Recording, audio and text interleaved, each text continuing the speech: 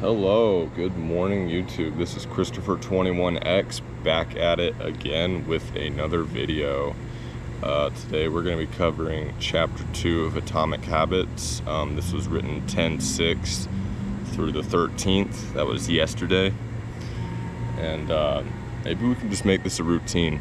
I don't know how long I can keep this up though. I'm trying to do this morning ritual of the 6:30. Man, I can leap out of bed, but it's getting kind of tough, honestly. I try to go to bed at 10:30, close my eyes at 10:30 to put the newspaper down. One thing I really like about my little journey is I'm becoming back to being an avid reader, how I used to be in elementary school, how we used to have this drilled into us. But I'm starting to get that habit back. Got my tea. You can see here. It's the HCC cup. That time flew by so fast while going to that school. It's a very great community college. I'd recommend anyone in the Tampa area.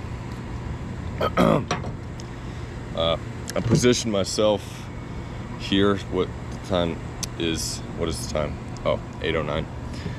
The sun is rising. They say the sun starts to crack at 7:30.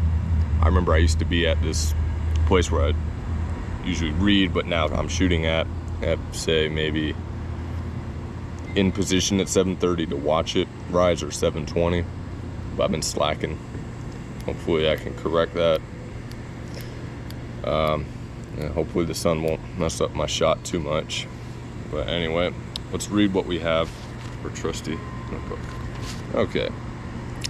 So what do we know? Habits are formed from small steps, like I said before, and habits will often lead to the goal you desire long term. You must decide what type of person you want to be, and you're going to be, and your habits will follow your identity.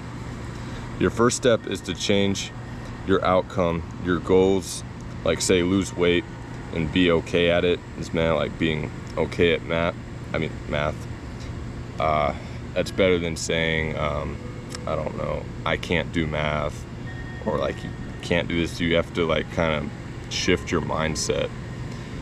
And the second step that I noticed from reading the book is implementing your process that gets you to where you want to be faster and stay timely.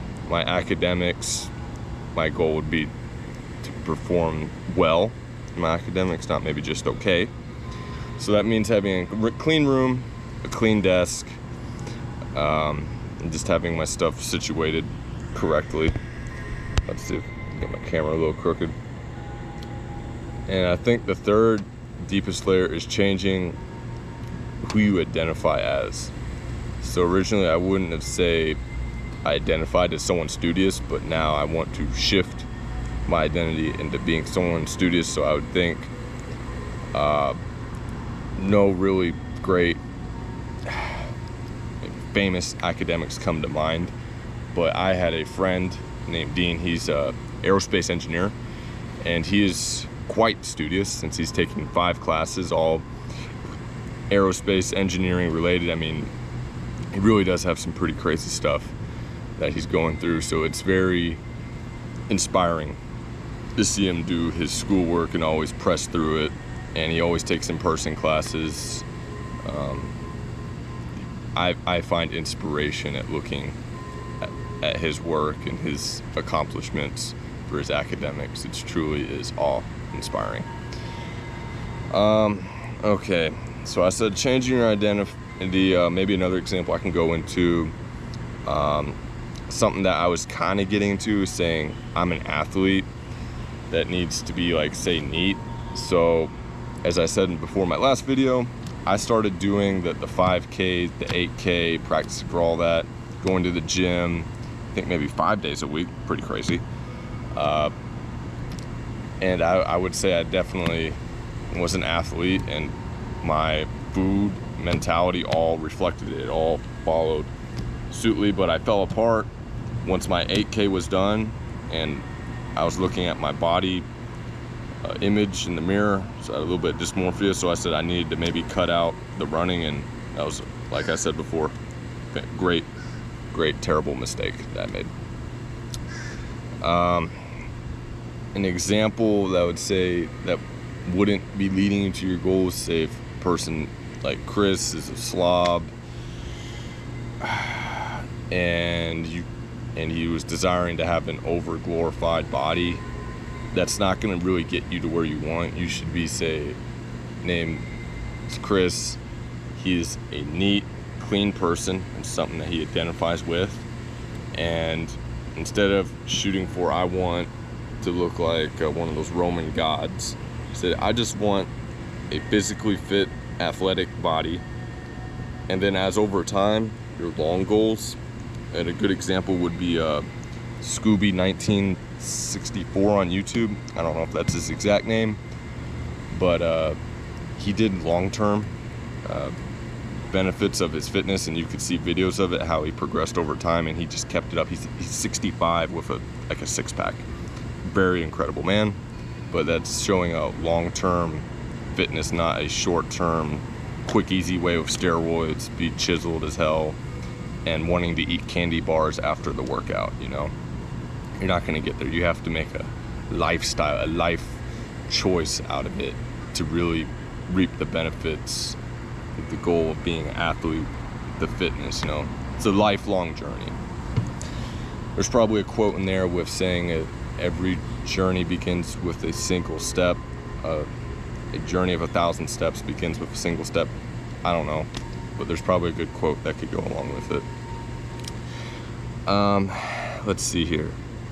Remember, the behavior that's now congruent with, say, Warren Buffett, that's, oh, my bad, non-congruent with Warren Buffett, wouldn't lead you to maybe say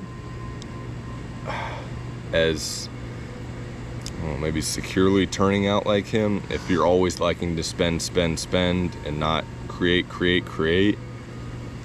you know, it doesn't mean I'm gonna say guaranteed this is, if you follow the way Warren Buffett goes about his life to a T, you're gonna become a mini-me of him. Not saying that at all, but it'll lead to a good outcome if you get the mindsets and habits of, say, Warren Buffett. It could only lead to good things. I couldn't see how it could lead you bad, unless you wanted to be cheapskate and not invest in your business. It's not saying that you want to make your business like a Taj Mahal, but always reinvest in yourself and reinvest in your business. That means spend money, and there's not really a coupon for that, even though you can make it cost effective. You could, but my point is just be mindful with your actions and your money, and the results should be a-okay for you. Okay, let's keep moving on down.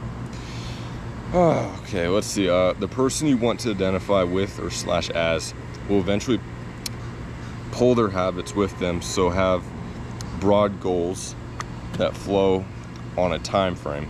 However, they should stick with you even if you finish your goal, like how with me that didn't happen when I did my 8K. A key to using pride is the leverage that you can generate behind it, kind of like Snowball and the book Snowball from Warren Buffett. You start a little snowball and it starts to roll, and it should roll into greatness, hopefully not bad habits.